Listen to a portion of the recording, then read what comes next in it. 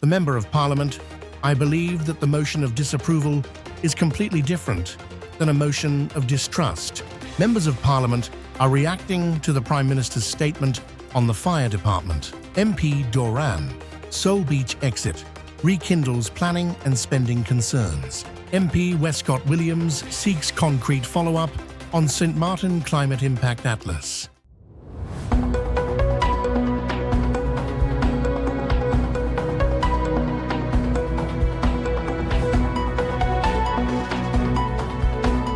From the island, St. Martin, this is SXM Daily News for February 5th, 2026. The Member of Parliament, I believe that the motion of disapproval is completely different than a motion of distrust. These are to separate motions that need separate evaluation before you intend to present on the floor of Parliament. Last week, a Member of Parliament stated that the meeting did not make sense since the mediator had been appointed. It is good to recall that last week's meeting was a continuation of a previous meeting requested by Parliament, and the objective of that meeting and its continuation was and still is to provide Parliament with all the necessary information so that Parliament can understand the position of the government, said the Prime Minister, Dr. Luc Mercelina, on the floor of Parliament. Answer to the Member of Parliament, I believe that a motion of disapproval is completely different than a motion of distrust. These are two separate motions that need separate evaluation before you intend to present them on the floor of Parliament. Last week, Madam Chair, a Member of Parliament stated that the meeting did not make sense since a mediator has been appointed. Madam Chair, it is good to recall that last week's meeting was a continuation of a previous meeting requested by Parliament, and the objective of that meeting and its continuation was and still is to provide Parliament with all the necessary information so that Parliament can understand the position of government. This is customary even if the mediation process is ongoing. However, the draft motion presented does not consider the information provided to Parliament. The motion is not substantiated by facts and gives the impression of being, as I said already, politically motivated. Most importantly, the draft motion fails to recognize the critical fact that the government and the union agreed with the appointment of a mediator. In the draft motion, the minister is given a deadline to comply with the request of Parliament. Hereby, the motion completely ignores the fact that the mediation process is ongoing. Madam Chair, the government advises Parliament not to support this draft motion. This motion does not take the information shared with Parliament into consideration and fails to recognize that mediation is ongoing. Despite this, I still would like to provide a detailed reaction to the different statements made in the draft motion. Madam Chair, the first part of the motion reads as follows. Draft motion of disapproval. The Parliament of St. Martin in its meeting of today, January the 29th, 2026, the following. Considering that the Prime Minister is legally and politically responsible for the proper functioning, administration, and oversight of the portfolios of legal affairs, personnel and organization, facilities, the Department of BAC and the Fire Department. Under the Prime Minister's responsibility, these departments have consistently failed to provide adequate support and services to other ministries, thereby directly contributing to operational failures within those ministries and undermining effective public administration. The motion continues: the persistent lack of coordination, assistance, and timely support from these departments has negatively affected service delivery to the community and has significantly diminished public trust in government institutions. Madam Chair, this first part of the draft motion notes that some of the most critical departments within the government have consistently failed to provide adequate support. One thing I must say is that this part of the motion shows total disrespect to all the civil servants working very long hours in the mentioned departments. They are doing an amazing job, despite the fact that many departments are understaffed and are facing major budget constraints. Madam Chair, it is tempting for me to go back in time and describe the situation I met in all the ministries of government when we took office in May 2024. Of course, it is known that all ministries have been struggling to fill in some critical positions for years. The reasons have varied from the lack of budget to attract necessary experts to the fact that staff members are leaving out of, for example, dissatisfaction with politically play moments in the ministries. However, Madam Chair, I will not go back in time. MP La Cruz, remember that I had asked us to allow the Prime Minister to give at least part of his presentation before. Since you're standing at the lectern, I'll allow you this interruption.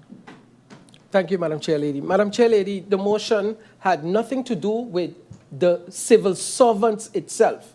It is the support that the civil servants have received and are getting. That is the problem. P&O, for example, not adequate, can be fulfilled.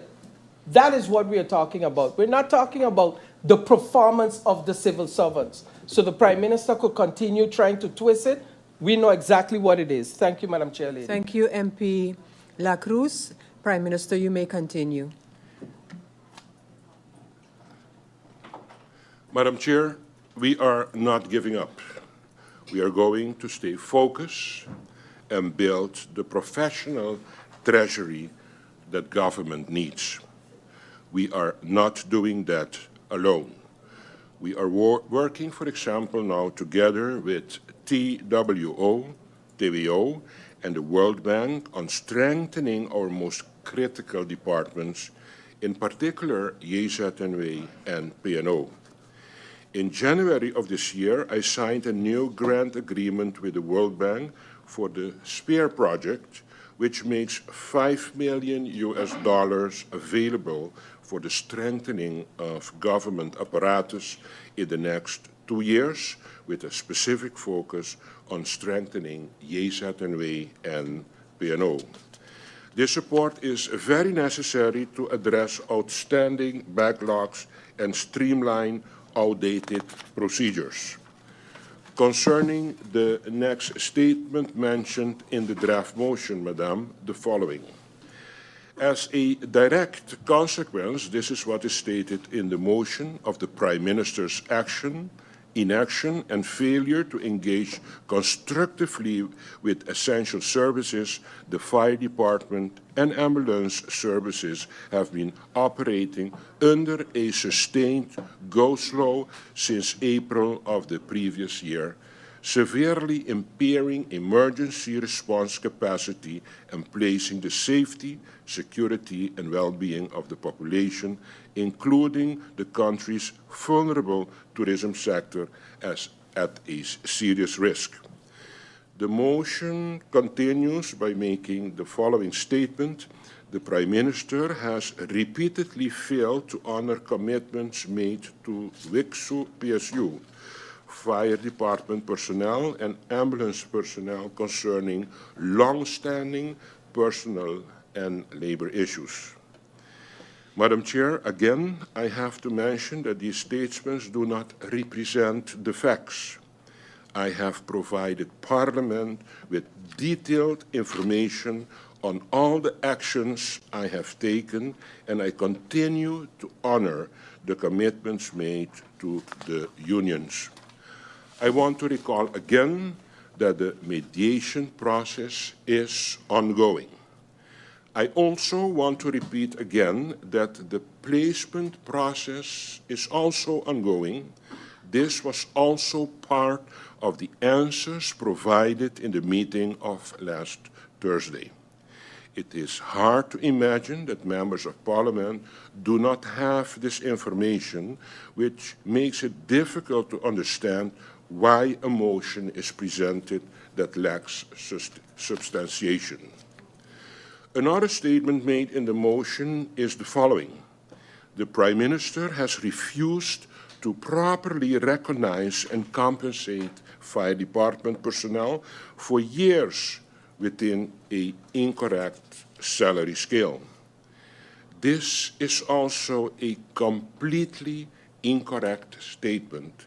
Since 2010, the staff of the fire department was placed in the correct scales as foreseen in the 2010 function book. Over time, trainings were given and new positions were promised. However, due to the absence of a new function book, some of the staff could not be placed in a new position.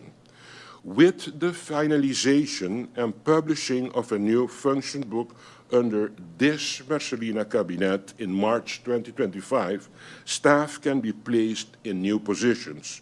This new function book was approved, by the way, by the CCSU. As mentioned, the placement process has started and a letter was sent to all the staff at the end of last year. Yesterday, the first meeting of the placement committee was to take place, but this meeting had to be postponed till next week because the same civil servants that are supporting me in preparing this meeting of Parliament are also supporting the placement committee and the whole placement process. Madam Chair, I must again conclude that the motion is not fact-based, but seemingly, again, politically motivated. The next statement in the draft motion reads as follows. The urgent request of the fire department to escalate the personnel matters and go slow action to the Council of Ministers was necessitated by continued inaction on the part of the Prime Minister. Madam Chair, my reaction to this part of the motion is as follows. This is again a completely incorrect and totally misleading statement. First of all, it is not the fire department, but the union representing part of the staff of the fire department who requested a meeting with the Council of Ministers in April of last year. This request was discussed in the Council of Ministers, and the Council of Ministers rightfully concluded that the Minister of General Affairs is the minister responsible to handle these matters with the union. Members of Parliament are reacting to the Prime Minister's statement on the fire department concerning the function book, the word that was used to disgrace that word.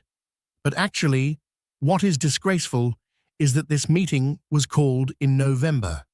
We are at the end of January, beginning of February, and it's still not concluded. What is disgraceful is that up to today. Minister, I'd like to first address the word that was used, the disgrace, that word, disgrace. Madam Chair Lady, what is disgraceful is that this meeting was called in November. We are the end of January, beginning of February, and it's still not concluded. Madam Chair Lady, what is disgraceful is that up to today, the fire department still are not happy and still don't see their things happening. Madam Chair Lady, I interrupted and made it clear to the Prime Minister that this has nothing to do with civil servants. Nothing, absolutely nothing to do with civil servants. And the Prime Minister once again mentions the civil servants.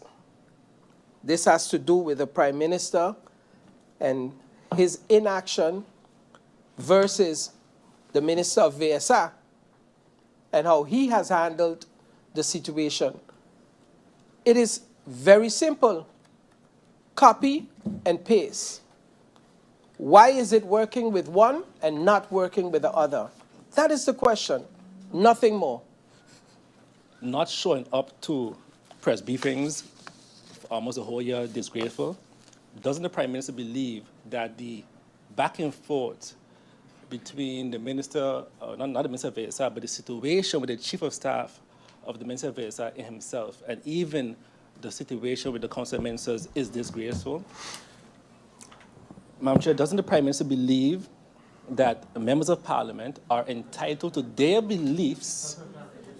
That is a clarification. We have one chair. Madam Chair, can you bring order to Parliament, please, Madam Chair? I shall call for order one. And MP Irian, you're not really asking a clarification. Let's be honest.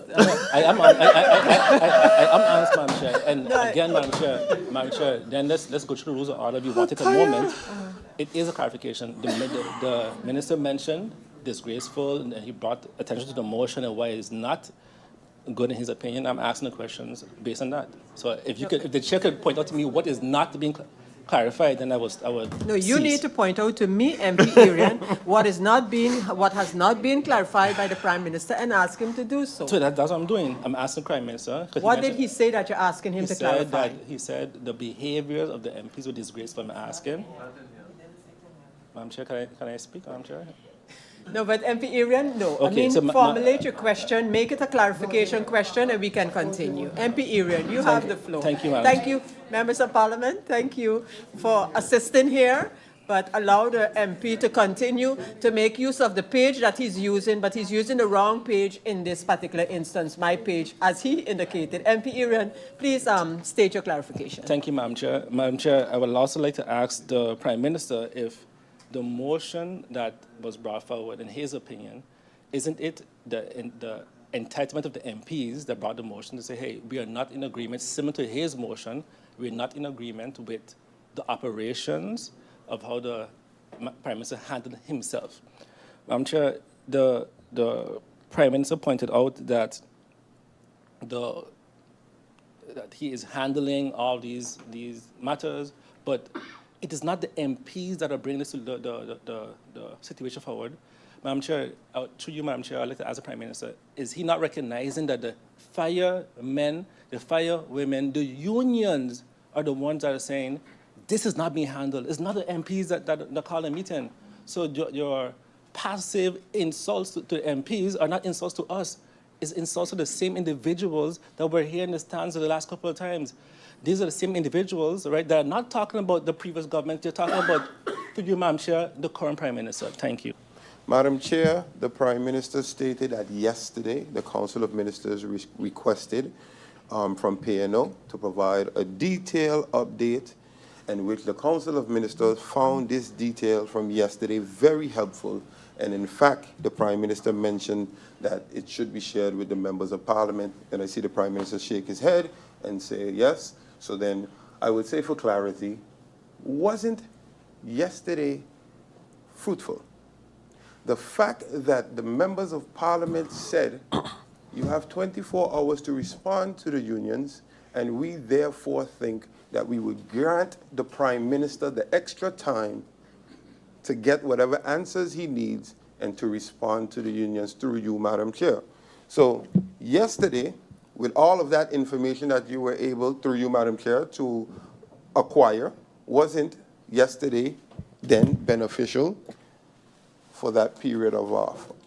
Also, Madam Chair, the Honorable Prime Minister spoke about, the camera is off, years and years of neglect and years of governments not being able to fulfill the requests of the fire department. Madam Chair, I also acknowledge that this didn't start with the Honorable Prime Minister.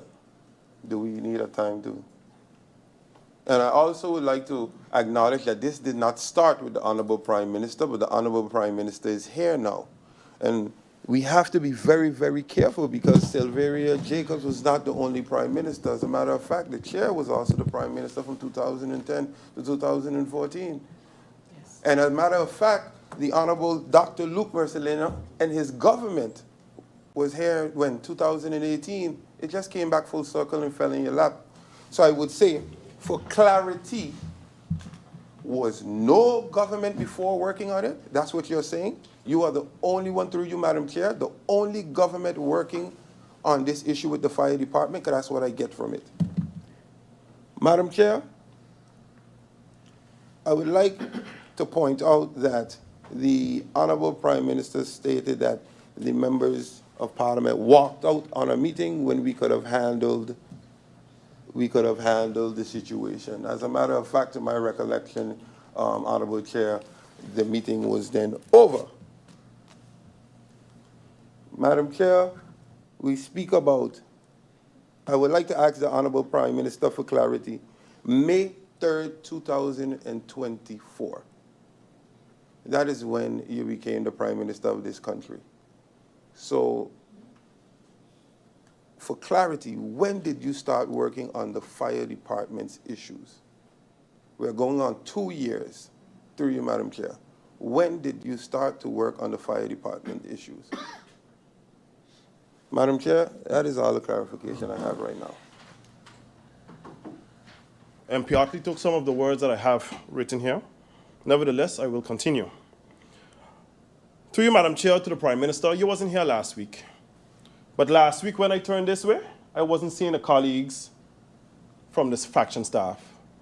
In here was completely filled with the fire department, their union representative, and other unions representatives who stood in solidarity with them. So through you, Madam Chair, to the Prime Minister, based on what you mentioned about the motion, if I ask the fire department personnel if the motion of disapproval against your person is warranted or politically motivated, what would you think they would say? What would you think they would say, Prime Minister? Because it was mentioned here that these meetings convened because of the personnel. We as Parliament stand here in representation and also in solidarity with those individuals. Because at the end of the day, Prime Minister, these are the same individuals we will be asking to vote for us in our next election. Through you, Madam Chair, the Prime Minister made statements with it, other words, because I cannot quote exactly, that before him, basically as Prime Minister and Minister of General Affairs, that many others could have fixed this problem. This statement, according to my fellow colleague, which also includes you, Madam Chair, who sat 4 years consecutively as Prime Minister of this beautiful country. Madam Chair, I would like the Prime Minister to clarify if he also believes that you who sit here today, part of that coalition, part of this coalition, sit here today that you have not done nothing as well for the fire department of this esteemed country. Thank you, Madam Chair.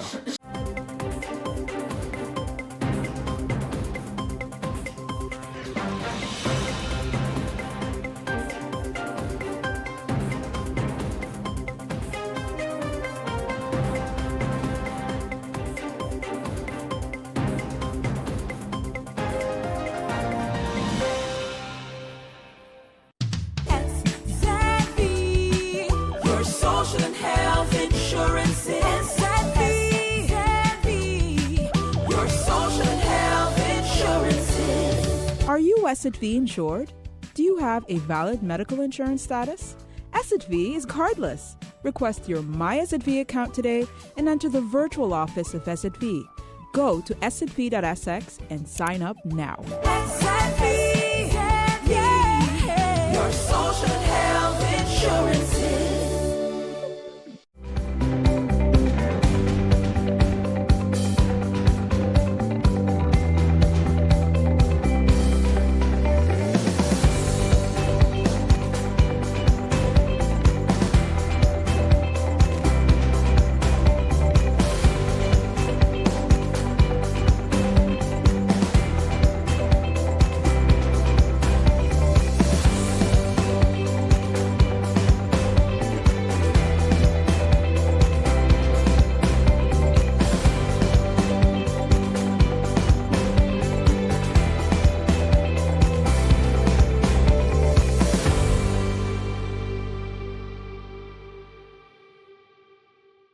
The recent confirmation that the Soul Beach Music Festival has officially relocated to Curaçao for its 2026 edition has sparked renewed calls for financial accountability from Member of Parliament, MP Egbert Doran.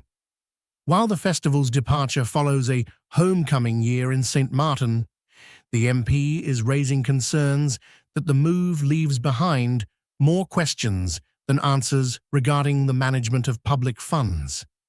MP Doran noted that while he welcomes new initiatives and believes in the potential of the orange economy to diversify the island's tourism product, such events must be anchored in proper planning and fiscal transparency to be sustainable. He suggested that the current situation is a direct result of a lack of a clear roadmap. We are now in February 2026, yet the 2025 budget amendment, the document in which the expenditure for Soul Beach should have been reflected according to the government, has still not come to Parliament, MP Doran stated. We are essentially being asked to trust a financial process that remains invisible to the people's representatives, while the event has already packed up and moved to a neighbouring island. A primary point of contention for the MP is the status of the Social Economic Council (SER) report. While the report has been completed, the MP pointed out that the Minister has failed to present it to Parliament as promised. The Minister promised that a meeting on the SER report would take place as far back as November 2025, Doran explained. To date, that report has not been presented to Parliament by the Minister, and no meeting has been called.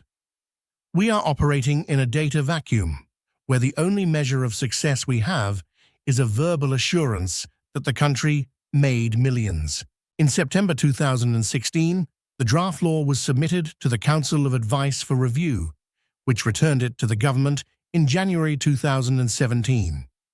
The draft law was officially submitted to Parliament on November 10, 2023, a few months before the January 2024 election, taking office in May 2024.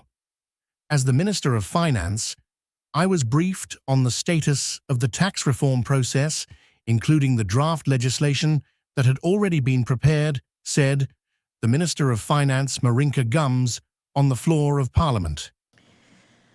Discussions surrounding the introduction of the National Ordinance Revised Procedural Tax Law stems from 2010. In September 2016, the draft law was submitted to the Council of Advice for review, which was then returned to the government in January 2017. The draft law was officially submitted to Parliament on November 10th, 2023, a few months before the January 2024 election. Upon taking office in May 2024 as the Minister of Finance, I was briefed on the status of the tax reform process, including the draft legislation that had already been prepared, as well as a summary of its main elements. Based on this information and further clarification requests, I instructed that an amendment note be prepared to the draft National Ordinance on Procedural Tax Law, which was subsequently submitted to Parliament on March 7, 2025. It is not entirely clear why, after receiving the Council of Advisor's remarks in 2017, it took approximately 8 years before this draft law was formally submitted to Parliament. I do acknowledge, however, that the impacts of Hurricane Irma and the COVID-19 pandemic likely caused significant delays within government process. Many members of Parliament have rightfully asked why tax reforms take so many years to advance. While I cannot speak to all past delays, I can state clearly that since assuming office, advancing tax reform has been a priority for me. Guided by the theme, stabilize, repair, reform, a phased approach to tax reform and system renewal, my focus has been to move this process forward in a structured, responsible, and realistic manner, strengthening our systems while ensuring fairness, legal certainty, and sustainable public finances for St. Martin. Legal scope. The main rules of procedural tax law are laid down in the following ordinances: the General National Ordinance on National Taxes, the Collection Ordinance, the National Ordinance on the Collection of Direct Taxes, the National Ordinance on the Collection of Taxes, Contributions, and Fees through writs of execution, including legal proceedings related to such taxes, contribution, and fees. The revision of St. Martin's procedural tax law pertains to these procedural laws. It does not affect material tax law, such as the scope of tax liability, who and what is taxed, the determination of assessment basis or applicable tax rates. These topics will be handled separately once submitted to Parliament. As Minister of Finance, it is my responsibility to ensure that these procedures remain fair, efficient, and transparent while adapting to the evolving needs of our society. Key reform objectives.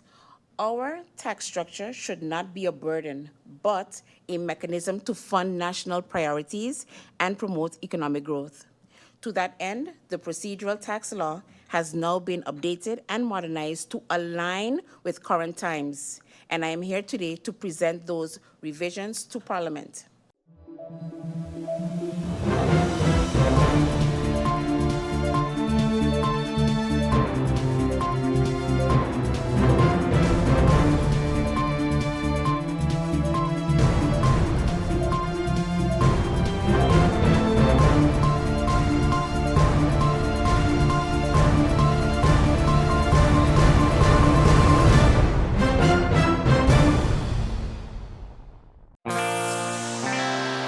Now for the weather forecast, tonight through Friday morning.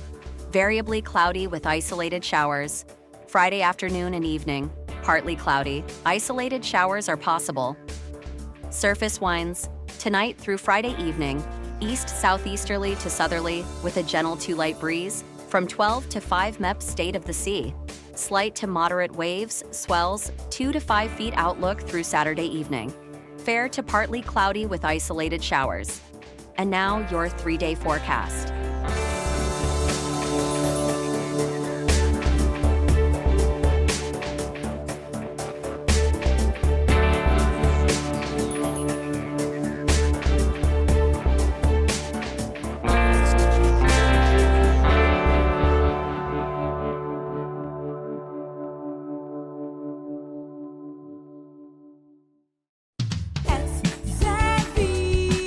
Your social and health insurance is your social and health insurance. Are you SXV insured? Do you have a valid medical insurance status? SXV is cardless. Request your My SXV account today and enter the virtual office of SXV. Go to sxv.sx and sign up now. Your social and health insurance.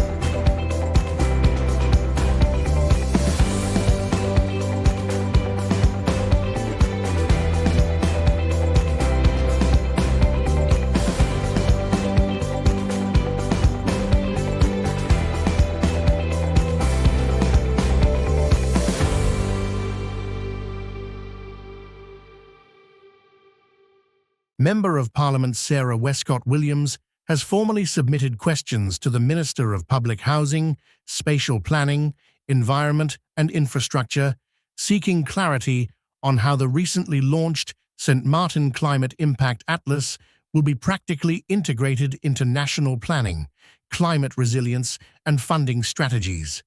While welcoming the public availability of the Atlas, MP Westcott Williams emphasized that its true value lies not in its launch, but in its active and systematic use across government decision-making. The Climate Impact Atlas is a powerful, evidence-based tool. The critical question now is whether it will meaningfully guide spatial planning, infrastructure development, disaster risk reduction, and climate adaptation, or whether it risks remaining a purely technical exercise, Westcott Williams stated.